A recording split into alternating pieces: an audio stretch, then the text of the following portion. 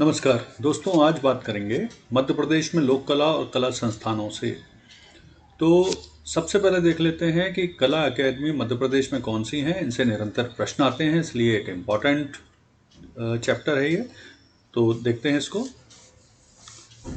तो मध्य प्रदेश में विभिन्न कलाओं का संवर्धन करने के लिए, उनका पोषण करने के लिए, उनका विकास करने के लिए, उससे उस क्षेत्र से संबंधित लोगों को मदद पहुंचाने के लिए, उस क्षेत्र से संबंधित बहुत सारे विभिन्न आयोजन को करने के लिए, पुरस्कार देने के लिए इस संस्थानों को बनाया गया। तो पहला और इम्पोर्टेंट संस्थान है मध्य प्रदेश कला परिषद। इसकी स्थापना हुई है 1952 में और इसका प्रमुख उद्देश्य है राज्य की संगीत, नृत्य, नाटक, ललित कला, राज वगैरह को प्रमोट करना। और ये संस्थान जो है मध्य प्रदेश कला परिषद, वो मध्य प्रदेश संगीत समारोह, मध्य प्रदेश नाट्य समारोह, मध्य प्रदेश कला प्रदर्शनी, चित्रकार हैदर रजा की प्रदर्शनी, अखिल भारतीय खजुराहो नृत्य समारोह के अलावा बहुत सारे अन्य आयोजन करती है और इसका मुख्यालय भोपाल में है। तो ध्यान रखना है, ये दो चीज़ें जो हैं यही इम्पोर्टेंट हैं प्री के हिसाब से। मेंस के हिसाब से तो ये पूरा चैप्टर ही है, लेकिन प्री के हिसाब से आपको पर्टिकुलर इनका जो ईयर ऑफ एस्टेब्लिशमेंट है उसे ध्यान रखना है और इनका हेड क्वार्टर कहाँ है वो ध्यान रखना। तो ये दो चीज़ें इंपॉर्टेंट हो जाएंगी प्री के हिसाब से। मेंस के हिसाब से इनकी स्थापना, इसके जो मुख्यालय है, इसके अलावा इनका प्रमुख रूप से क्या काम है वो देखना है। चलिए दूसरा देखते हैं, मध्य प्रदेश साहित्य परिषद। इस अकादमी की स्थापना 1954 में की गई।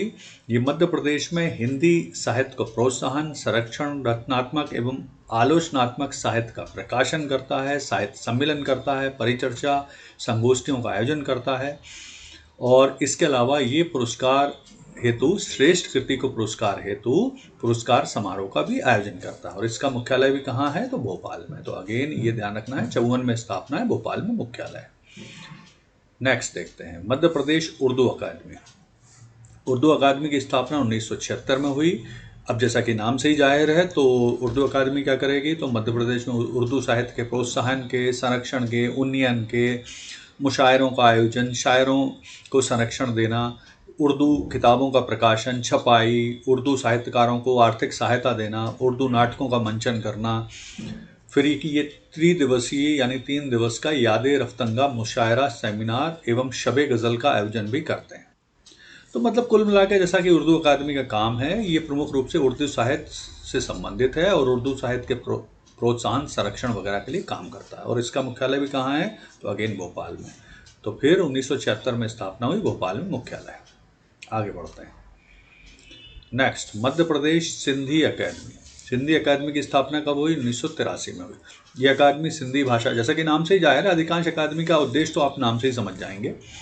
तो सिंधी भाषा के साहित्य को प्रोत्साहन देना, उससे संबंधित परिचर्चा, विचार गोष्ठी, व्याख्यान माला वगैरह का आयोजन करना, एक ही मंच पर हिंदी, सिंधी, पंजाबी वगैरह कविता पाठ वगैरह कराना।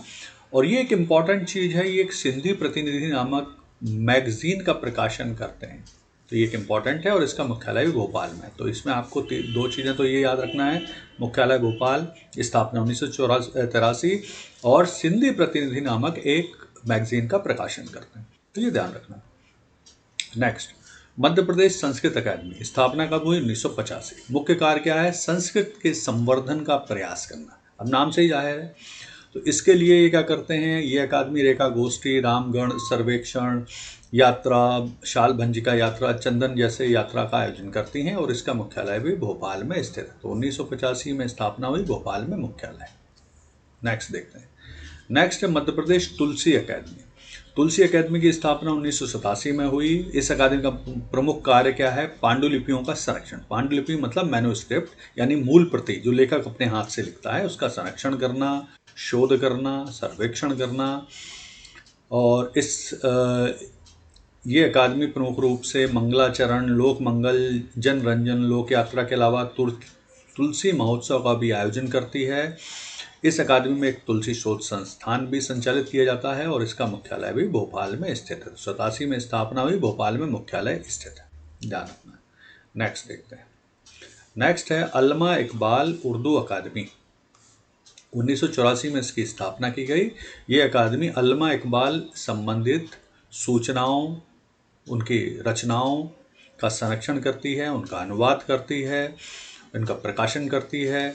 उर्दू साहित्य शिक्षा का शोध कार्य भी करती है और ये मुख्यालय इसका भोपाल में है। तो 1984 में स्थापना हुई और मुख्यालय भोपाल में। थोड़ा सा अल्मा इकबाल के बारे में जानकारी है। सर मोहम्मद इकबाल व्यापक रूप से अल्मा इकबाल के रूप में जाने जाते थे, मतलब इस नाम से वो पहचाने जाते थे। वो एक कवि, दार्शनिक और राजनेता भी थे।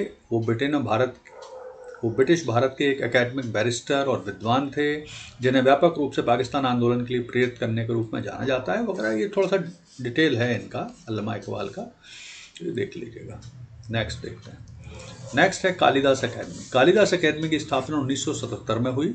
नाम से ही जाहिर है, कालिदास से संबंधित जो उनके प्रमुख नाटक हैं उनकी खोज करना, उनका अनुवाद करना, उन पर शोध करना, उनसे संबंधित नाटकों का आयोजन करना, इससे संबंधित पुरस्कार देने के लिए सिफारिशें करना, ये सब इनका काम है। और उज्जैन में इसका मुख्यालय 1970 में स्थापना हुई। उज्जैन में इसका मुख्यालय। ये एक उर्दू नाटक का आयोजन भी करते हैं साल में एक बार उज्जैन में, तो ये ध्यान रखना है आपको।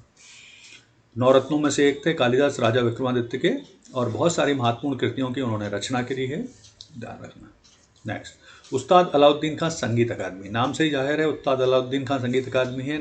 स्थापना हुई 1979। और ये प्रमुख रूप से काम क्या करती है, तो जो उस्ताद अलाउद्दीन खां थे संगीतकार, उनसे जुड़े हुए संगीत समारोह का आयोजन मैहर में करती है। अमीर खां संगीत समारोह का आयोजन इंदौर में करती है। कई विशिष्ट संगीतकारों के ऊपर स्मारिकाओं का प्रकाशन कर चुकी है ना। तो ये सब काम करती है और इसका मुख्यालय मैहर में, तो ये ध्यान रखना है, ये मैहर में इसका मुख्यालय है।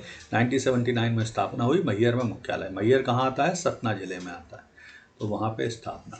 वहाँ पर उनका जो उनका कार्यस्थली रही है बाबा अलाउद्दीन खां की, वो प्रमुख रूप से मैहर ही रही है। नेक्स्ट, फिर कुछ और अकेडमी है, मराठी अकेडमी। मराठी अकेडमी जैसे कि नाम से ही है, मराठी भाषा, साहित्य, संस्कृति को बढ़ावा देने के लिए इस अकेडमी की स्थापना 2010 में की गई और इसका मुख्यालय भी भोपाल में ही स्थित है। तो भोपाल में स्थित है 2010 में। ये नई अकेडमी है कंपैरेटिवली, और 2010 में इसकी स्थापना हुई है, भोपाल में हेडक्वार्टर है। नेक्स्ट है भोजपुरी अकेडमी। भोजपुरी साहित्य और भाषा, संस्कृति को बढ़ावा देने के उद्देश्य से इस अकादमी की स्थापना 1 अगस्त 2013 को की गई और इसका हेडक्वार्टर भी भोपाल में ही स्थित है। तो ये भी एक कंपैरेटिवली नई अकेडमी है। फिर एक और अकेडमी है पंजाबी अकेडमी। पंजाबी भाषा, साहित्य और संस्कृति को बढ़ावा देने के उद्देश्य से अकादमी की स्थापना 1 अगस्त 2013 को की गई। इसका हेडक्वार्टर भी भोपाल में ही स्थित है। तो कंपैरेटिवली ये 3 जो अकादमियाँ हैं ये नई हैं और इनसे भी क्वेश्चन आ सकते हैं। इनके क्वेश्चन बेसिकली स्थापना और हेडक्वार्टर कहाँ है।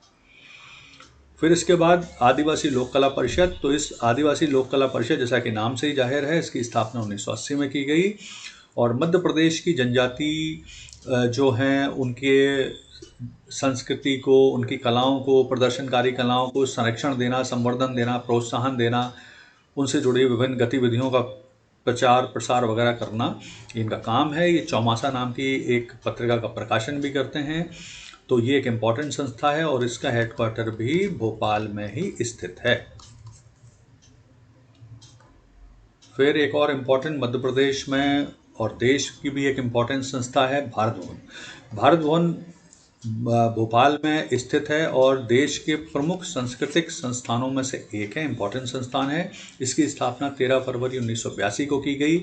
इसका उद्घाटन इंदिरा गांधी जी द्वारा किया गया था और इसका उद्देश्य सृजनात्मक कलाओं के विकास, परिरक्षण, अन्वेषण, प्रचार प्रसार, प्रोत्साहन के लिए इसको किया गया है।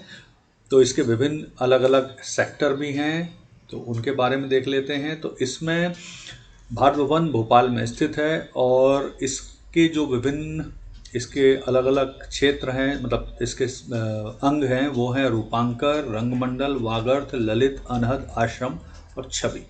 तो ये इसके विभिन्न अंग हैं जिनकी जानकारी आपको होना चाहिए। तो ये भी एक प्रमुख संस्थान है जो कला से जुड़ा हुआ है। तो ये प्रमुख संस्थान है जो मध्य प्रदेश में कला से जुड़े हुए हैं। प्री के लिए आप इनके हेडक्वार्टर और इनकी स्थापना वर्ष ध्यान रख सकते हैं। मेंस के लिए इनका पूरा विस्तार से कि क्या उद्देश्य है, कोई प्रमुख पत्रिका निकालते हैं, कोई प्रमुख आयोजन करते हैं, तो वो सब की जानकारी आपको रखना पड़ेगी।